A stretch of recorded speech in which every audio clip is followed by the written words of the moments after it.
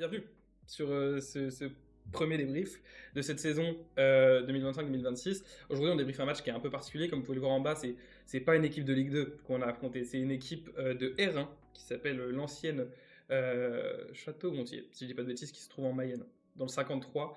Donc, match de 8e tour de Coupe de France que Guingamp a gagné euh, très facilement, très aisément, 4-0.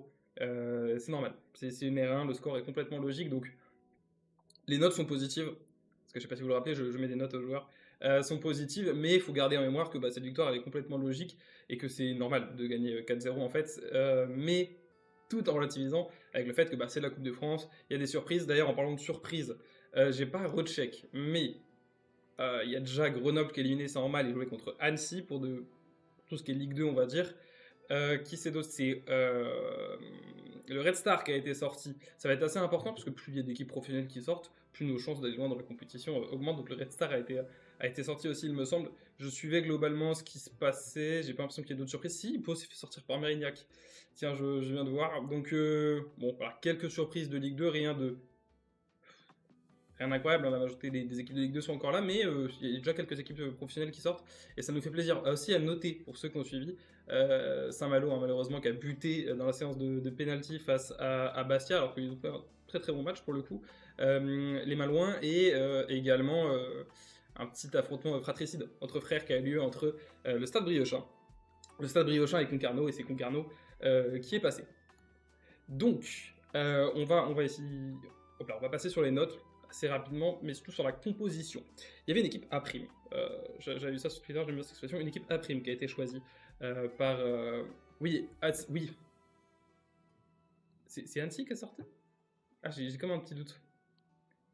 Je vais quand même revérifier ça. Je vais quand même revérifier ça. Oui, c'est Annecy qui est sorti par Grenoble, pardon, mais à culpa. C'est Annecy qui a sorti contre Grenoble. Rodez out par Canet-Roussillon. J'ai oublié de l'évoquer. C'est vrai, merci Nono qui est présent. Hop là, merci Nono qui est présent. Par contre, je ne vois pas tes messages sur le. Oh là, c'est terrible. C'est terrible. Je sais pas pourquoi ça ne marche pas, on va essayer de régler ça. Encore une fois, on va être dans une optique peut-être de s'améliorer au fur et à mesure. Hop là. Normalement, ils vont apparaître tes messages maintenant. Normalement. Donc merci de me rectifier. Donc ça fait quand même plusieurs équipes de Ligue 2, hein, comme je disais précédemment, qui viennent de sortir. La composition, alignée par Paul, que je présente tout de suite. On a donc dans les cages Bartouche, Naïr et Demouchi. Je ne suis pas persuadé que ma compo soit la même. Alors les 11 joueurs de départ, alors après, est-ce qu'ils sont bien placés? Ça c'est la question, je ne vais pas les revérifier. Mais donc on a Naïr et Demouchi en charnière centrale. On a comme latéraux Abdallah et Kofi. Au milieu, on avait donc Haïlé avec Louiser, et du coup comme ailier entre guillemets, mais c'est là où c'est assez vicieux, on a Hot, Sanya, mais on a Mbemba qui était dans une sorte de demi-espace et qui a plutôt... j'aurais du mal à dire s'il a bien fonctionné ou pas. Il marque pas, il a été percutant, mais en fait Mbemba, le gros problème, on y reviendra, il y a eu des problèmes à la finition, hein, notamment Mbemba, ça a été assez compliqué sur ce côté-là. Et Kilt devant. Donc Château-Gontier, Guingamp, les pronostics étaient carrément favorables face à Guingamp. Le Mans c'était une R2, pardon. Une R2. Ah ouais, quand même. Quand même. Mais le job a été fait. Le job a été fait, donc ça c'est plutôt pas mal. On va commencer par Bartouche. Alors Bartouche, 7. Bartouche n'a pas été impérial, c'est pour ça que je le mets en 7. Je le mets en 7 parce qu'on ne va pas mettre en dessous de 7. Le mec fait un clean sheet, c'est ce qu'il faut. Je me rappelle notamment d'un bon arrêt en début de seconde période, donc un bon Bartouche, même si on sent qu'il y a quand même des petites faiblesses, hein, vis-à-vis de Bartouche. On sent que, comme je l'ai dit, il n'est pas impérial en fait, hein. Il y a clairement pas mal de doutes, mais c'est accompagné aussi d'une bonne charnière centrale. Bon, Demouchi, je sais que c'est ton petit chouchou, Nono, je ne l'ai pas trouvé forcément étincelant, mais en fait c'est pareil, il fait le taf. Donc à partir du moment où il fait le taf, on va mettre 7. En revanche, Naïr, bon, on commence pas dans l'ordre chronologique, mais c'est lui qui met le dernier but. C'est lui qui met le quatrième but. Alors, une super frappe. Si vous avez vu le match, c'est assez exceptionnel. Un but de vrai but, comme disaient les commentateurs, et je suis assez d'accord là-dessus. C'est vraiment un très beau but que nous a fait Naïr. Et je me faisais la réflexion aussi que c'est vrai qu'on a tendance quand même, nous, à avoir des défenseurs qui marquent, quoi. Entre Gomis, entre Naïr, et puis j'en parlais du chouchou de Nono, Albin qui a mis quand même quelques buts aussi de la tête, si je dis pas de bêtises, un peu comme Naïr. Mais là, Naïr, c'est un très beau but du pied.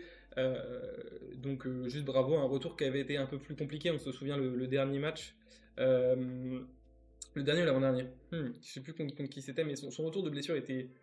Je me souviens qu'il était pas forcément évident. Et visiblement, Naïr qui reprend quand même du poil de la bête et je suis content d'avoir ce Naïr là parce que Naïr c'est un bon joueur mais qui est comme j'ai dit plus tôt voilà, qui se démarque aussi par le but.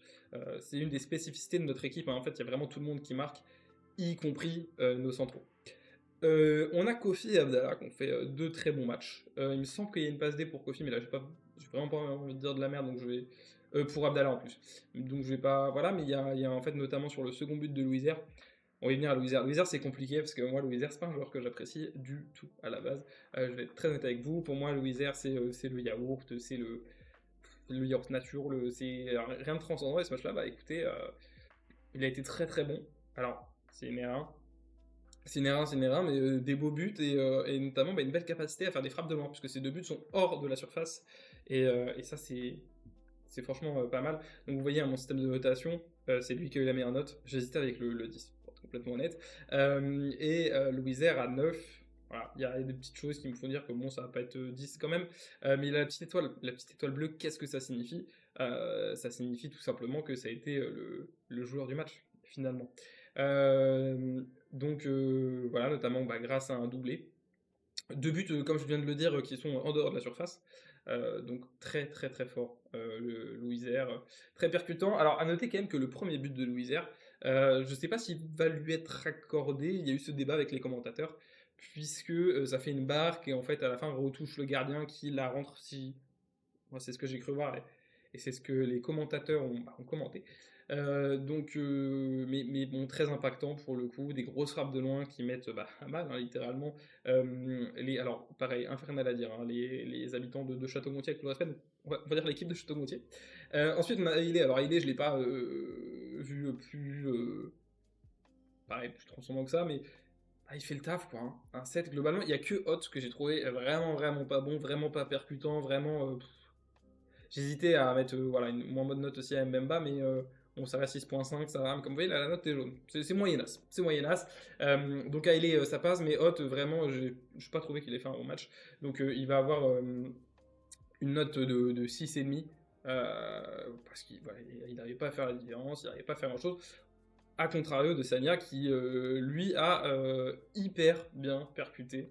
J'ai trouvé hyper intéressant. Je sais plus contre qui était son vis-à-vis, mais globalement il a réussi. C'était Tesson, voilà, Tesson, un joueur de Château-Gontier, sur qui il mettait une réelle pression et qui au final il va faire des différences, etc. Il a notamment, alors je les note pas sur mes débriefs, mais c'est lui notamment qui fait une passe décisive à mon chouchou. Pour ceux qui me suivent un peu sur Twitter, pour ceux qui voient ce que je peux mettre, Stanislas Kilt. Voilà, qui met un but très classique. Pour le coup, rien de spécial à dire, hein. C'est un but qui est un peu qui tapine, mais écoutez, on prend c'est le deuxième but de toute compétition confondue, hein, pour Stanislas Kilt, puisqu'il avait déjà marqué contre pas Saint-Etienne, contre 3. Ah, attendez, j'ai une petite alarme. Hop là. Donc, c'est rare pour regarder le match contre Marseille, enfin de Marseille. C'est terrible, puisque le PSG a perdu et que la Ligue 1 redevient intéressante, donc je voulais me caler sur ça aussi. Donc Sagna qui fait la différence, qui fait notamment une passe décisive, voilà, chose que je ne marque pas moi sur mes trucs. Ça des frappes en seconde période qui manquent de finir en passe D. Et tu sais que je vois même pas ce que c'est. Deuxième période, on en reparlera, mais parce qu'il y a des rentrants que moi je mets pas. Moi je note que les titulaires, mais on a eu du Hachi en rentrant. Je sais pas si Nono parle de cette occasion-là, mais Hachi qui fait un poteau, notamment Hachi qui est toujours très percutant et qui est un très bon joueur. C'est vrai que c'est aussi la première fois du coup que je viens parler de cet effectif en fait, hein, puisque mes derniers débris c'était sur la saison 24-25. Là on est passé sur de la 25-26 et il y a eu beaucoup de choses qui ont bougé, hein. Il n'y a plus de Piqueur, il n'y a plus de Siway, il n'y a plus de Valier. Globalement, on a été décimé, mais la suite de recrutement a fait un très bon taf. Et je retombe sur Stanislas Kilt, qui moi j'étais absolument trop content quand il est arrivé. Et après on va être honnête sur Stanislas Kilt, il fait un début de saison qui est hyper compliqué et moi ça me dépite parce que je voyais ce qu'il faisait à Concarneau avec Moisan, avec tout ce gars. Et c'est un joueur que j'adore, que je trouvais qui a une grande classe. Les commentateurs l'ont dit, c'est pas moi les commentateurs avaient dit qu'il y avait comme quelque chose qui, voilà, que ça ressemblait à du Bergkamp dans l'idée que c'était un vrai 9,5, etc.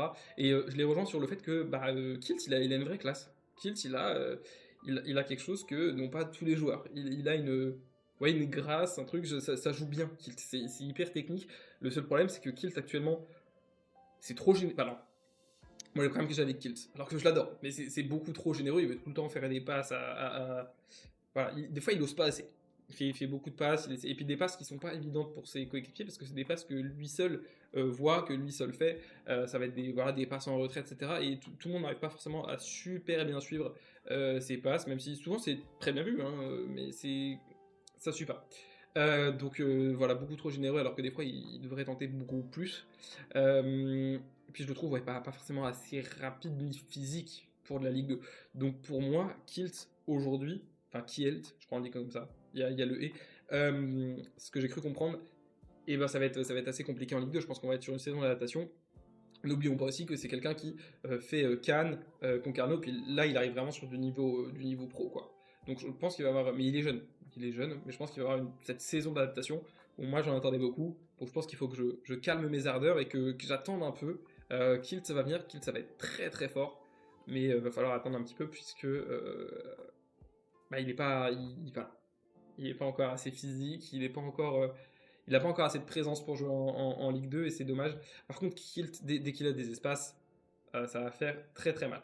Donc il marque un but, c'est toujours bien pour la confiance, comme je viens de le dire, deux buts TTC, vous pouvez être sûr que c'est mon chouchou. J'essaye d'être objectif dans les notes hein, quand même. Je pense que voilà, je suis pas un grand fan de Louis mais il a pas volé son œuf quoi. Enfin c'est normal.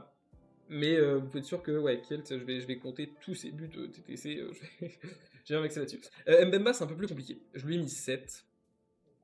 Mais j'ai hésité avec le 6,5 parce que j'ai trouvé qu'il n'était pas spécialement très très bon. Il était percutant, en fait, c'est ça qui a fait que je mets cette note-là.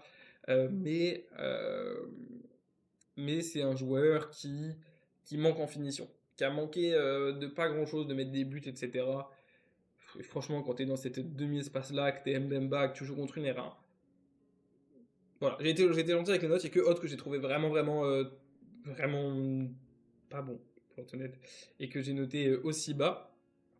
Donc voilà, une victoire 4-0 contre l'ancienne Château-Gontier. Je suis pas sûr qu'il y ait grand chose de plus à dire. On a la note de Ripoll. Alors Ripoll ici, ça va être un 7, puisque bah pareil, il fait le taf. En fait, c'est assez vicieux puisque c'est hyper compliqué d'évaluer des matchs comme ça, parce que t'es contre une R1, donc tu sais pas vraiment ce à quoi t'es censé t'attendre. Je veux dire, là c'est un beau match, 4-0.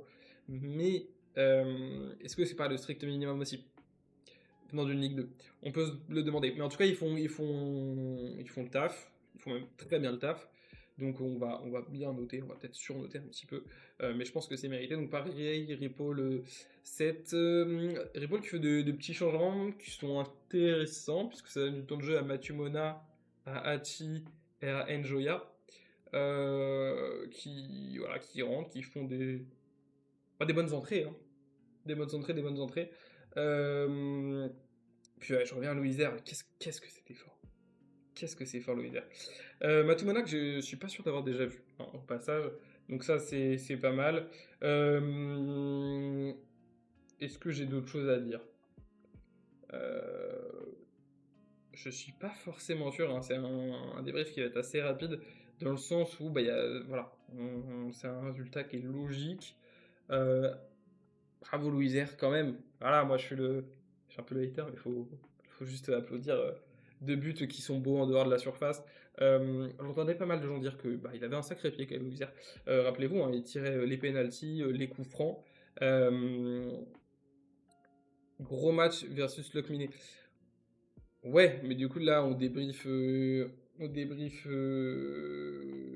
à Château-Gontier, mais c'est vrai que bah si tu parles de Jérémy Hachi, il fait globalement des très bons matchs. On peut après peut-être faire un peu plus une rétrospective des différentes recrues. Et dans ces cas-là, c'est vrai que j'aime bien Hachi. J'aime bien Hachi, dommage que ce soit un prêt. Ah, Mathieu Mona. Ok, pardon.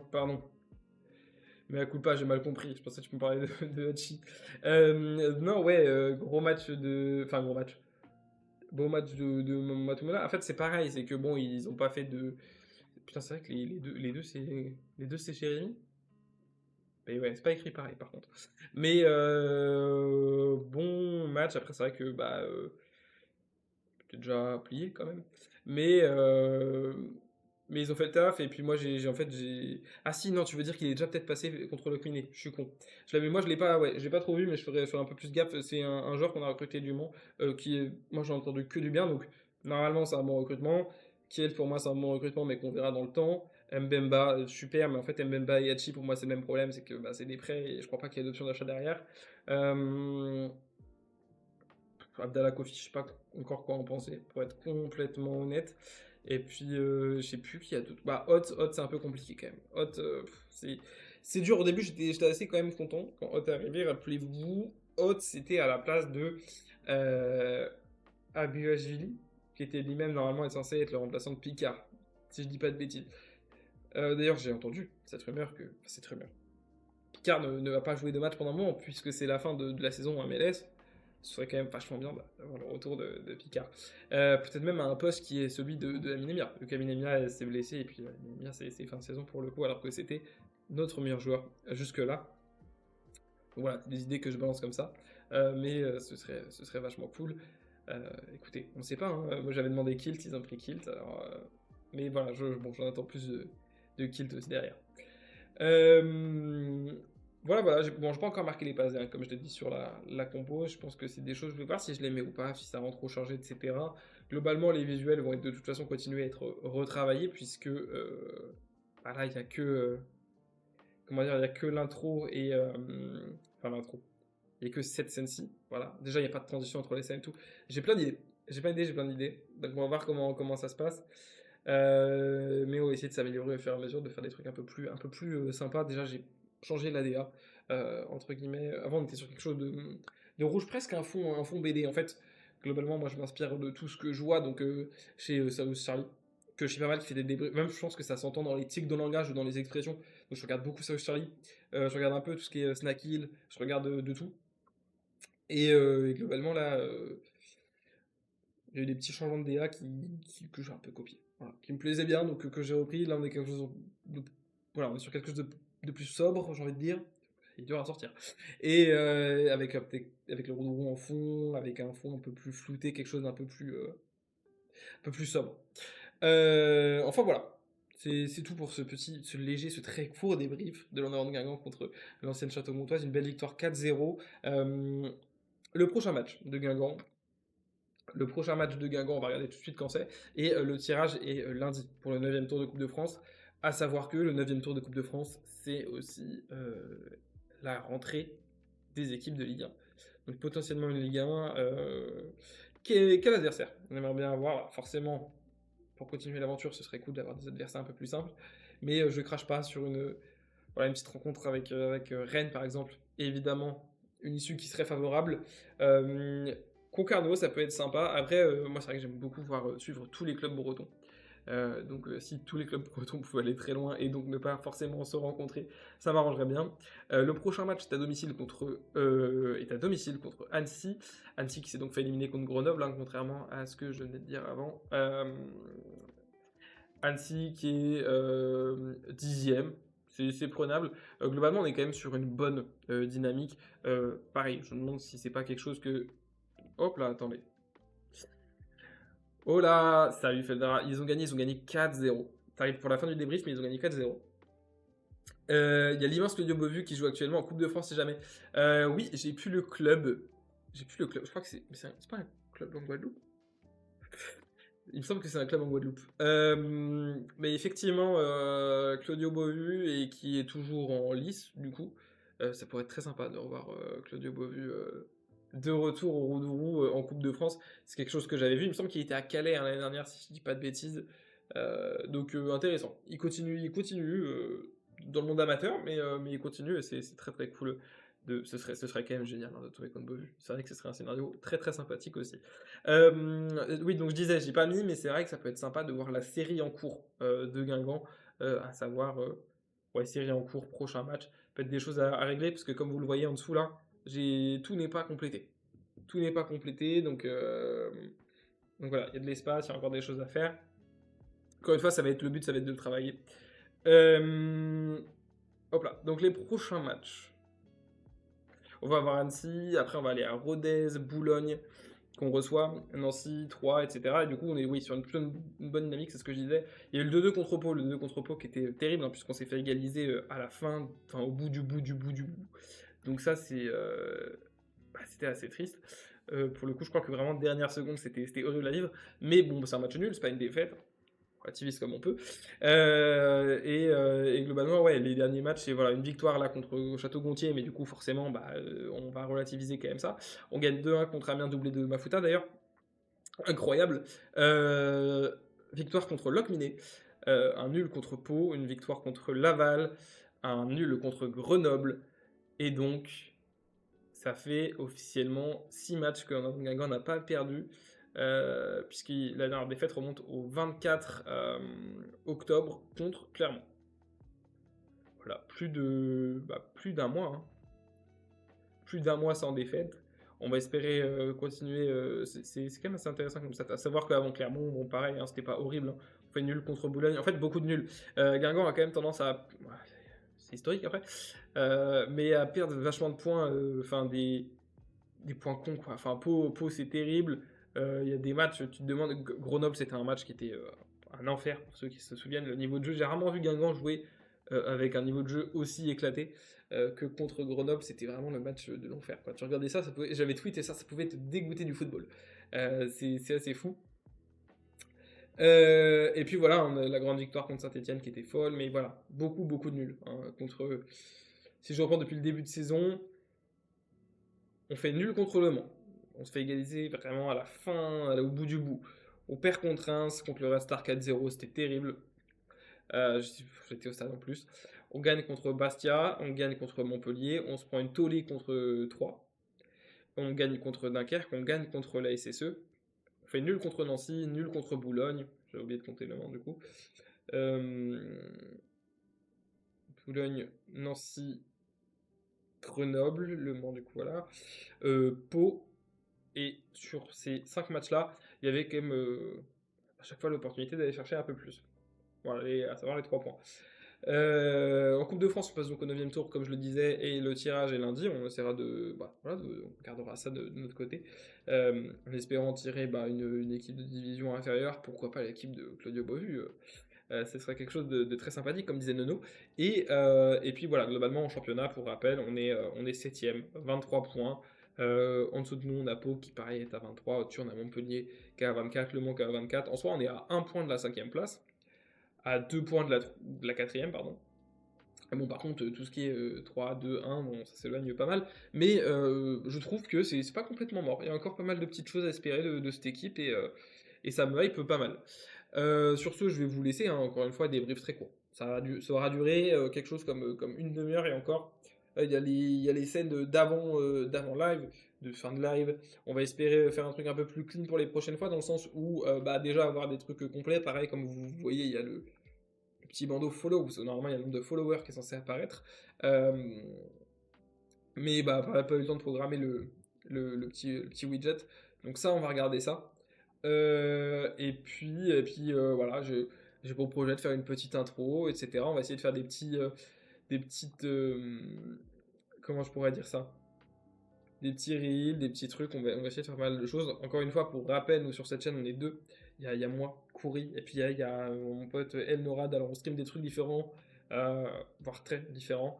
Mais globalement, on se retrouve sur le domaine du jeu vidéo. Il y a pas mal de trucs en commun. Ce midi d'ailleurs, cet après-midi, il jouait à Mario Kart World, le dernier Mario Kart. Donc voilà, n'hésitez pas à voir ce qu'il fait aussi. Ce débrief, il sera en rediff sur YouTube, on va tout reposter en rediff sur YouTube, évidemment. Et puis voilà, en espérant que le changement de DA soit pas trop horrible quand même.